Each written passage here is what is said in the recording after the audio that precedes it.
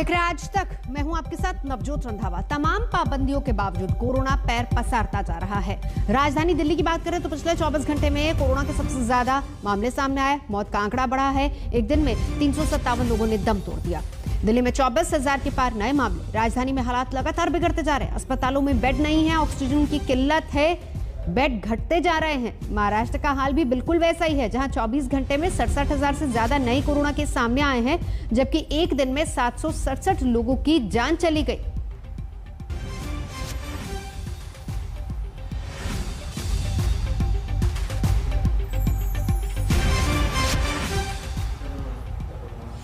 तो लगातार मामले बढ़ रहे हैं। इस बीच गौतम बुद्ध नगर के डीएम और सीएमओ ने नोएडा के कई अस्पतालों में जांच पड़ताल की और जिन अस्पतालों में डिस्चार्ज होने के बाद भी मरीज वहां पर पड़े हुए हैं, वहां से सभी को निकालकर बेड खाली करवाए गए और ऐसे में सभी अस्पतालों में करीब 200 बेड खाली करवाए गए हैं।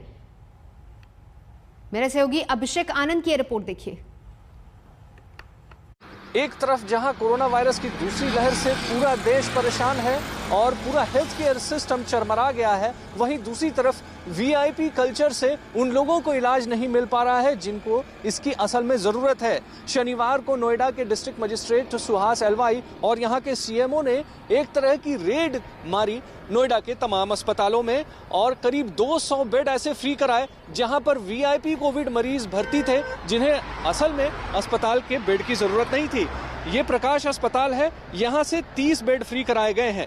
जिम्स से 20, यथार्थ अस्पताल से 62, कैलाश अस्पताल से 33, शारदा से 15, जेपी से 23, फोर्टिस से 4, सेक्टर 39 कोविड अस्पताल से 19, इंडो गल्फ अस्पताल से 2, जेआर अस्पताल से 7, एसआरएस से 2, सूर्य अस्पताल से 5 और मेट्रो अस्पताल से 4 बेड फ्री कराए गए। ये स्थिति तब है जब तमाम लोग ऑक्सीजन की कमी से जूझ रहे हैं और हॉस्पिटल में बेड भी कम है। वीआईपी कल्चर इस प्रकार हावी हो रहा है कि इस तरीके के रेड्स की जरूरत सिर्फ नोएडा ही नहीं, दिल्ली और देश के तमाम उन शहरों में है जहां असल में हॉस्पिटल में बेड की कमी है। कैमरा पर्सन रविकांत तोतावार के साथ अभिषेक आनंद, नोएडा, आज तक। फिलहाल यहां रुकेंगे एक ब्रेक के लिए। आज तक पर खबरों का सिलसिला जारी है, देखते रहिए आज तक। ऑक्सीजन की बढ़ती किल्लत के बीच कालाबाजारी भी शुरू हो गई है। गाजियाबाद पुलिस ने वैसे ही 2 लोगों को गिरफ्तार किया है जो ऑक्सीजन की कालाबाजारी कर पैसा कमा रहे थे। तो तस्वीरें देखिए। लगातार बिगड़ते हालात में इस वक्त अगर किसी की सबसे ज्यादा जरूरत है तो वो है ऑक्सीजन, और इसी को लेकर कालाबाजारी भी शुरू हो चुकी है। हालात क्या है देखिए, किस तरीके से ये लोग कालाबाजारी कर रहे थे ऑक्सीजन सिलेंडर्स की, जिस पर पुलिस ने छापा मारा और फिर इनकी गिरफ्तारी हुई है। इनके पास से ऑक्सीजन सिलेंडर्स भी बरामद हुए हैं।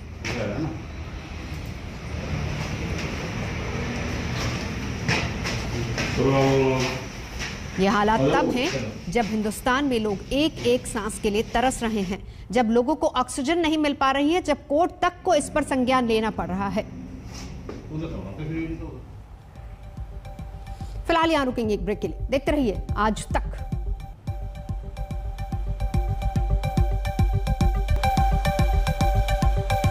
नमस्कार, आप देख रहे हैं आज तक। मैं हूं आपके साथ नवजोत रंधावा। सबसे पहले बड़ी खबर, हालात जिस तरीके से कोरोना की वजह से दिल्ली में बिगड़ते जा रहे, खबर यह आ रही कि हो सकता है कि दिल्ली में 1 हफ्ता और लॉकडाउन बढ़ा दिया जाए। ये बड़ी खबर है। पंकज जैन मेरे साथ इस वक्त जुड़ चुके हैं। पंकज, क्या खबर? नवजोत, सूत्रों के हवाले से ये खबर मिल रही है कि आज दिल्ली सरकार इस पर अंतिम फैसला ले सकती है। 1 हफ्ते के लिए लॉकडाउन बढ़ सकता है। देश की राजधानी में दिल्ली में इस वक्त जो पॉजिटिविटी रेट है वो 32% से ज्यादा है।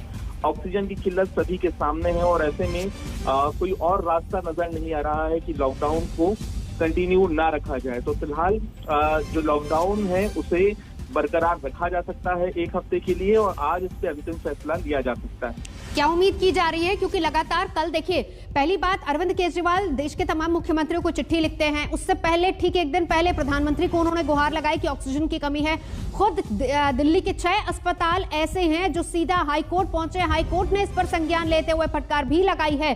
केंद्र और स्टेट दोनों से ये पूछा है कि क्या प्लान है। तो ऐसे में हालात क्या है दिल्ली के, समझ सकते हैं। इस बीच फैसला क्या लिया जा सकता है, कितनी देर में आ सकता है?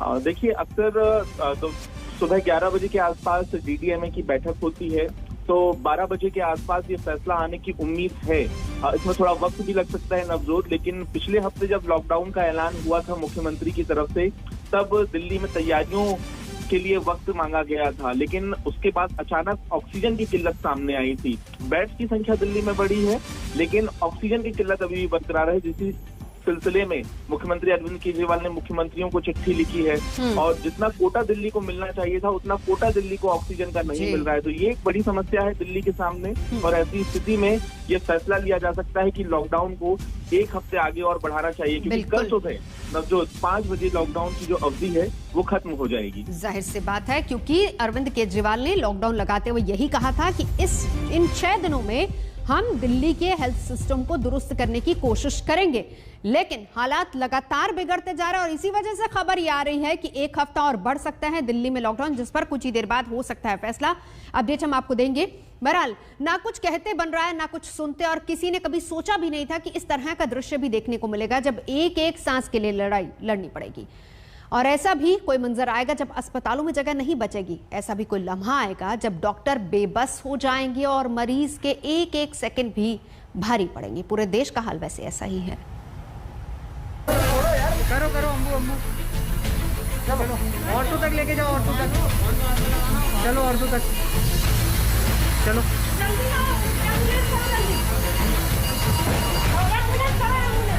जल्दी। जब सांसें अटकती हैं और बात जिंदगी पर बनाती है तो कैसी अफरा तफरी का आलम होता है, वो इस तस्वीरों को देखकर समझिए।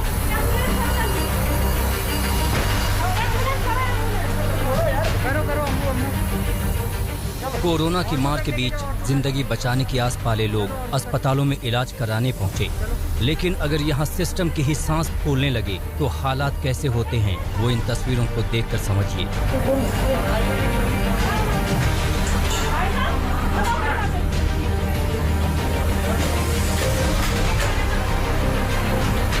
चलो चलो। बेचैनी, बदहवासी और चीख पुकार की ये तस्वीरें मध्य प्रदेश के ग्वालियर के सबसे बड़े जय आरोग्य अस्पताल की हैं, जहां अचानक ऑक्सीजन खत्म हुई तो मरीजों की जान पर बनाई।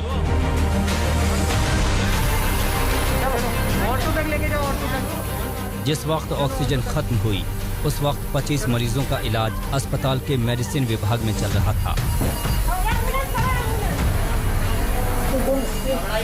आनन फानन में इन सभी मरीजों को जूनियर डॉक्टर्स ने नर्सिंग स्टाफ की मदद से दूसरी बिल्डिंग में शिफ्ट किया। ऑटो तक लेके जाओ, ऑटो तक चलो, ऑटो तक चलो।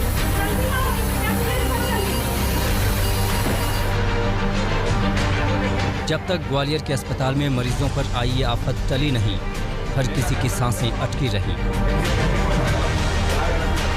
अस्पताल के भीतर और बाहर हर कोई डरा सहमा ही नजर आ रहा था।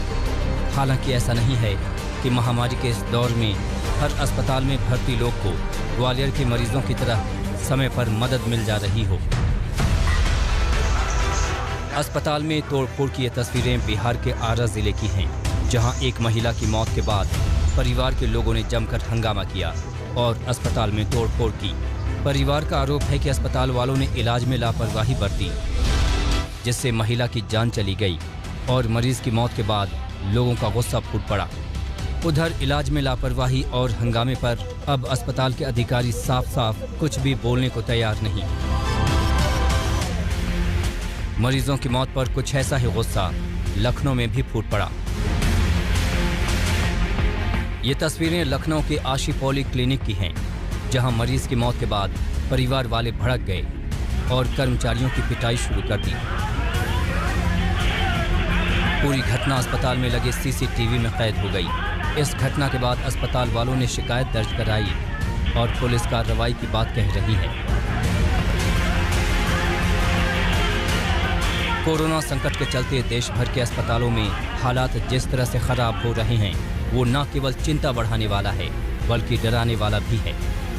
दिनों दिन मरीजों की संख्या बढ़ने के साथ स्थिति और खराब होती जा रही है। ग्वालियर से सर्वेश पुरोहित, आरा से सोनू सिंह के साथ लखनऊ से समर्थ, आज तक। उत्तर प्रदेश में भी ऑक्सीजन की भारी किल्लत देखी जा रही है। यूपी के अलग अलग शहरों में ऑक्सीजन के लिए लोग परेशान हैं। आम आदमी बिल्कुल बेबस हो चुका है, गुहार लगा रहा है कि कहीं से ऑक्सीजन का इंतजाम हो जाए। तस्वीरें भयानक है मगर बिल्कुल सच है, देखिए जरा।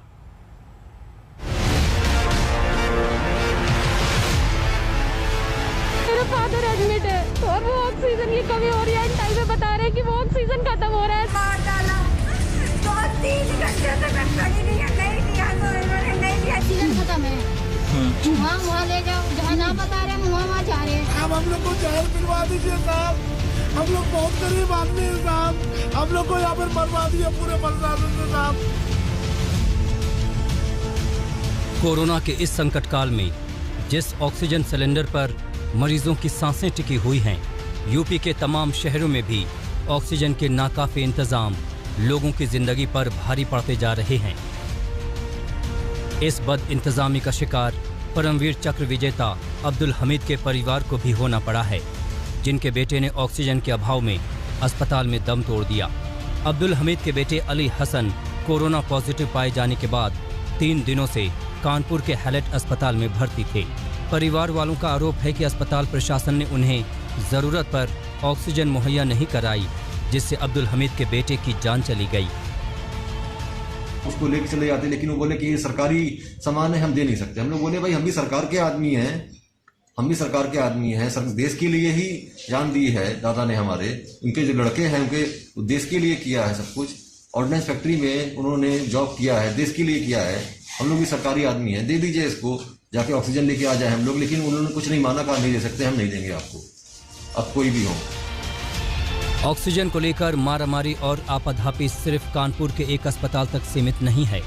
ऑक्सीजन सिलेंडर के लिए मरीजों के परिवार वाले जिस तरह दर बदर भटक रहे हैं, वो शहर के असल हाल को बयां करता है।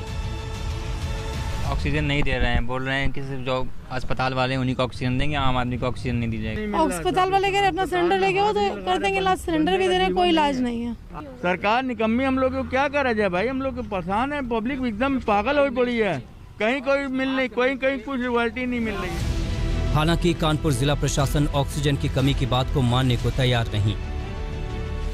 कोविड-19 के ट्रीटमेंट में ऑक्सीजन सप्लाई की अहम भूमिका है, इसलिए कोविड एम्पैनल फैसिलिटीज़ में जो ऑक्सीजन डिमांड है और कोविड फैसिलिटीज़ के अलावा जो हॉस्पिटल से वहाँ पे ऑक्सीजन डिमांड है, उन सब को केटर करने के लिए, उन सब का ख्याल रखने के लिए जिला प्रशासन ने काफ़ी व्यापक व्यवस्थाएं की हैं।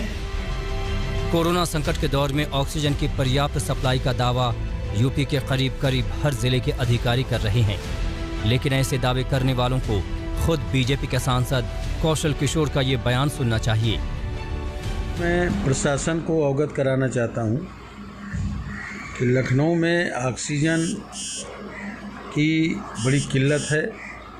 ऑक्सीजन की वजह से उनकी जान अगर जाएगी तो ये बहुत ही भयावह स्थिति है, बहुत ही खराब है और बहुत ही निंदनीय होगी। साफ है कोरोना से प्रदेश में हालात इस कदर खराब हो रहे हैं कि खुद अब बीजेपी के सांसद का दर्द छलक पड़ा है और वो ऑक्सीजन की सप्लाई सही न होने पर धरने पर बैठने की धमकी दे रहे हैं।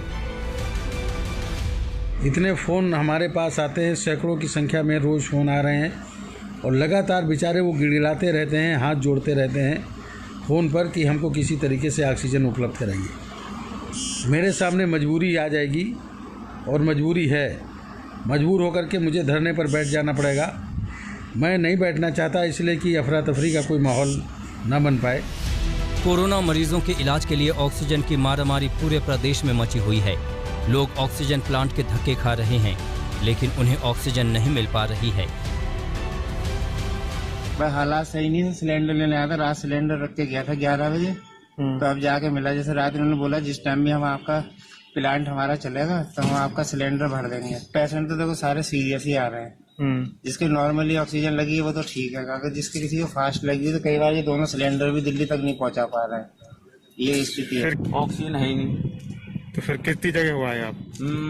ये दूसरी जगह, तो अभी कहीं नहीं मिल रही है? नहीं, अब तीसरी जगह जा रहे हैं, कितने मिल जाएगी नहीं। परेशान लोगों के इस तरह भटकने की तस्वीरें सोशल मीडिया पर भी तैर रही हैं, लेकिन अधिकारी ज्यादातर तस्वीरों को सरकार की छवि खराब करने की साजिश बता रहे हैं। कुछ असामाजिक तत्वों द्वारा अफवाह तथा भ्रामक तथ्यों को सोशल मीडिया पर वायरल किया जा रहा है। ये भी देखने में आ रहा है कि एक ही तरह के मैसेज बार बार विभिन्न लोगों के द्वारा किए जा रहे हैं।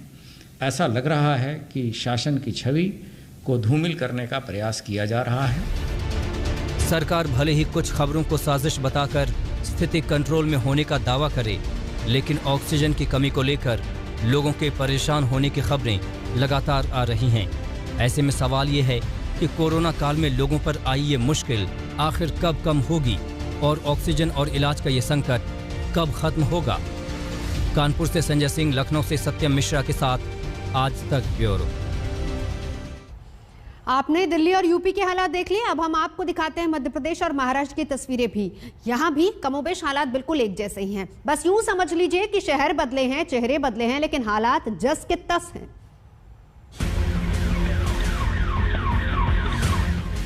सायरन बजाते हुए एम्बुलेंस मरीज को लेकर पहुंची है, लेकिन ये कोई अस्पताल नहीं बल्कि महाराष्ट्र के बुल्ढाना के जिला अधिकारी का दफ्तर है, जहां एम्बुलेंस में मरीज लाए जाने के बाद अफरा तफरी मच गई। दरअसल औरंगाबाद जिले की रहने वाली अनुसाय बाई नाम की महिला को सांस लेने की दिक्कत हो रही थी। कोरोना का रैपिड टेस्ट हुआ तो रिपोर्ट नेगेटिव आई, लेकिन सांस लेने में तकलीफ कम नहीं हुई। गांव के अस्पताल के डॉक्टरों ने बुल्ढाना में इलाज की सलाह दी। बच्चे मां को अस्पताल में भर्ती कराने के लिए भटकते रहे और जब जगह नहीं मिली तो एम्बुलेंस लेकर सीधे जिला अधिकारी के दफ्तर पहुंच गए। बुलढाण्याला जा म्हणून, बुलढाण्यात आता सातवा हॉस्पिटल आहे, अजून कुठे जागा नाही भेटली आम्हाला। तुम्ही सांगा काय करायचं? हां, कारण काय? कारण हॉस्पिटलमध्ये म्हणे ऑक्सिजन आहे नाही रिकामा, ऑक्सिजन ॲम्ब्युलन्समध्ये लागलेला आहे। काय करावं आता ते पण संपत आलेलं ऑक्सिजन। उप जिला अधिकारी की पहल के बाद बीमार महिला को अस्पताल में भर्ती कराया गया। सिर्फ महाराष्ट्र ही नहीं, देश के तमाम राज्यों ने मरीजों के इलाज को लेकर ऐसी ही अफरा तफरी और हंगामे की तस्वीरें सामने आ रही हैं।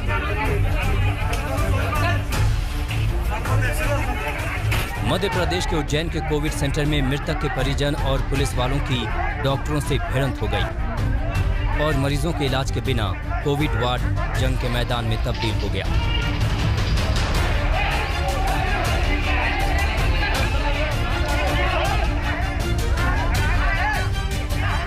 कोविड वार्ड में मारपीट का वीडियो सोशल मीडिया पर वायरल हो रहा है। हंगामे के बाद अब कोविड सेंटर में पुलिस की तैनाती करनी पड़ी है। वहाँ पे एक डॉक्टर मौजूद थे जिनसे हमारी काफ़ी कहानी सुनी। हमने उनसे जवाब मांगा तो अपने हॉस्टल के करीब 80 से 100 लड़कों को लेके आके और मारपीट करने लगे। उनके पास जो भी सामान आ रहा था, हाथ में सरिया, डंडा, ईंट, पत्थर, उससे हमारे साथ मारपीट कंटिन्यू कर रहे थे वो लोग।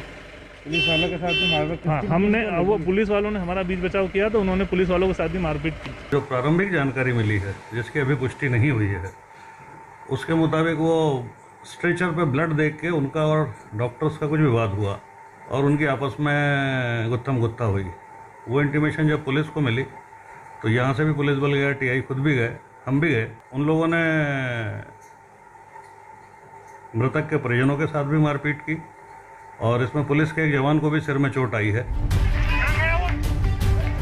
कोरोना के दौर में इलाज के लिए मची ऐसी मारामारी बेहद चिंता बढ़ाने वाली है, क्योंकि हर दिन कोरोना मरीजों की संख्या बढ़ने के बाद इलाज को लेकर संकट भी बढ़ता जा रहा है।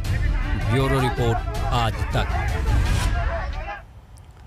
फिलहाल यहाँ रुकेंगे एक ब्रेक के लिए। आज तक पर खबरों का सिलसिला जारी है, देखते रहिए आज तक।